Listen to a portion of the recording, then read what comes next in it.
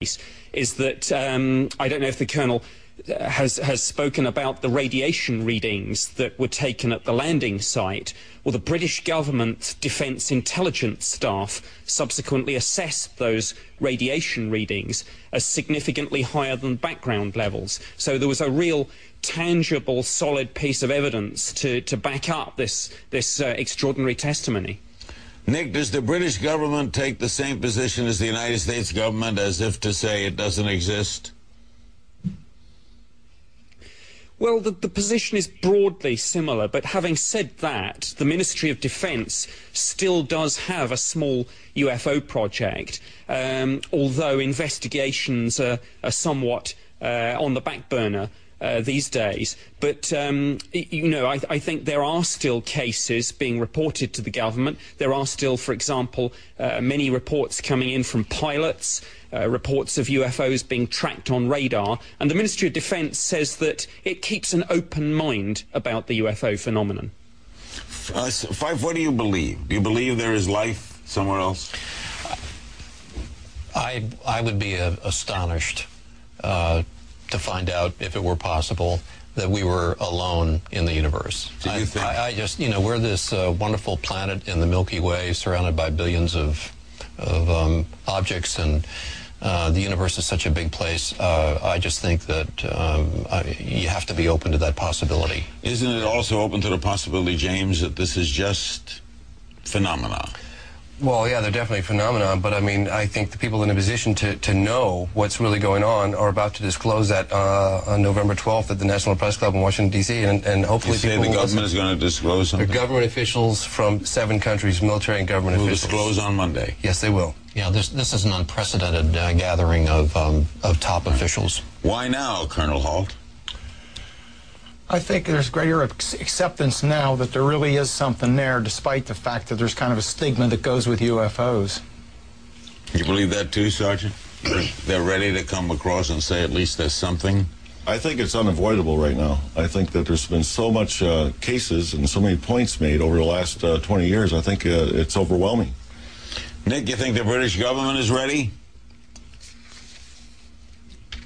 Yes, I think so. I think part of the problem with all of this is the stigma that's sometimes attached simply to the word UFO. And some colleagues and I at the Ministry of Defence actually tried to do away with that term and replace it with unidentified aerial phenomena, because we were certainly convinced that there were some serious defence, national security and flight safety issues here, even though we didn't know what the UFO phenomenon actually was. What did this do to your head, Jim? Well, I tell you what, it was a very difficult situation, and it had a terrible effect on also the airmen that were out there with me. Some won't go on camera, some will not talk about today. I think that it would probably cause a lot of...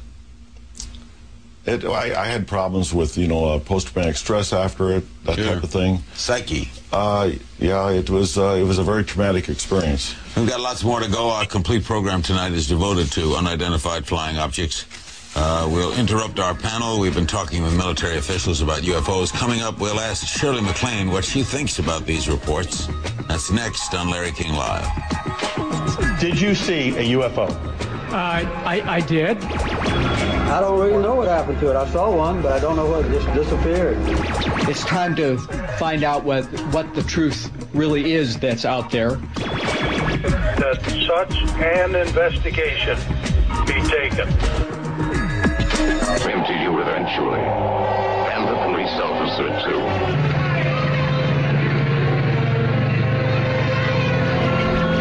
They're coming.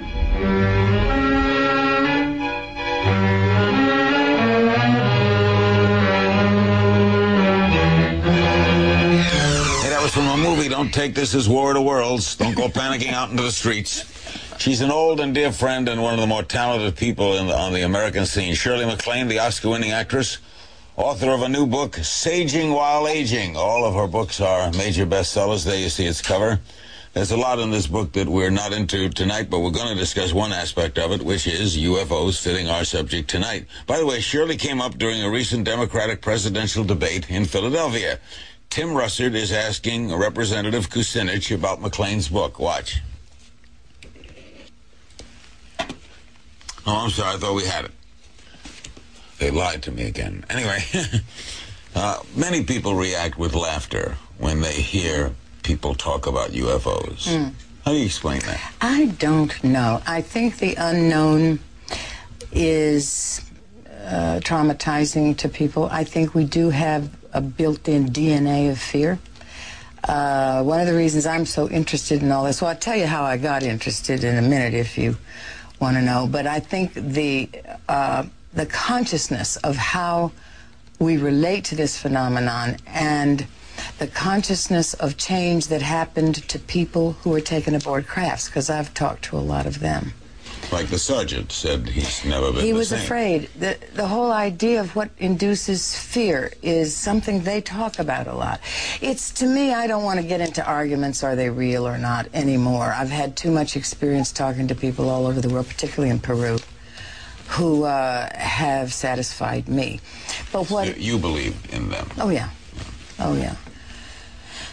I think maybe the problem with accepting it and the need to have a kind of curtain of humiliation drawn is that it confounds us relating to our religion and our belief in God.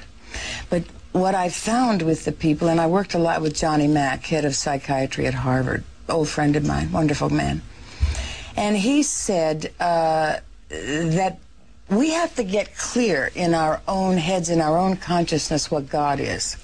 And do you think this sort of to people tells us there is no God because there's the opposite there. The opposite, because what they've told me is they're being taught two things.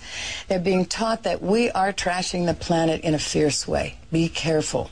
And then we're being taught that they too, even though they may be extremely superior in many technological ways, they're trying to teach us about the superiority of our technical spirit and knowledge that we haven't even touched. Why do you think, just think, they don't land in downtown Washington?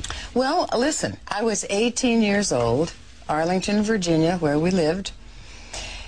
UFOs buzzed the Capitol and buzzed the White House on July 19th, 1952. I recorded it in my diary.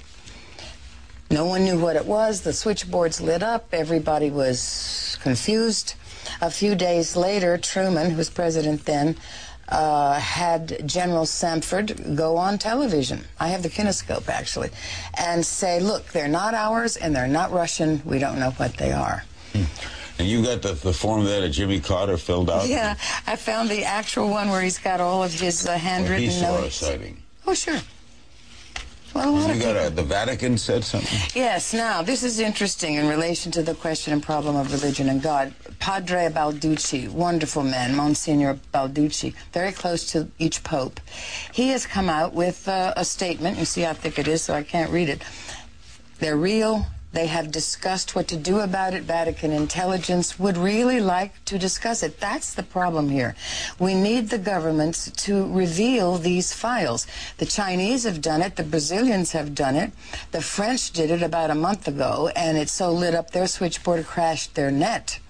So I think the people are way ahead of military intelligence. What is since they're not attacking us and they've been seen for years, what's the fear? What's the government's fear? That's an interesting question. I've been working with Paul Hellyer. He's the ex-minister of Defense Canada under Trudeau. He is upset because the Americans are planning the weaponization of space as though they are enemies. Really? Yes, and it is very troubling to him. It came out of a project called Project Paperclip, in which, and this is what Eisenhower warned us against, the sustention of the military-industrial complex. In order to extend the power and the funding of the military-industrial complex, you have to be afraid of things. Number one was communism. If that petered out. Number 2 is terrorism. That's here for a while. Number 3 is asteroids, and number 4 is extraterrestrials. So there might be a built-in reasoning here to have induced fear just to keep military-industrial complex You've going. talked to a lot of people over the years, right? Yeah. Astronauts, presidents, etc. Yeah. And your belief is firm, right? No question. You think we'll ever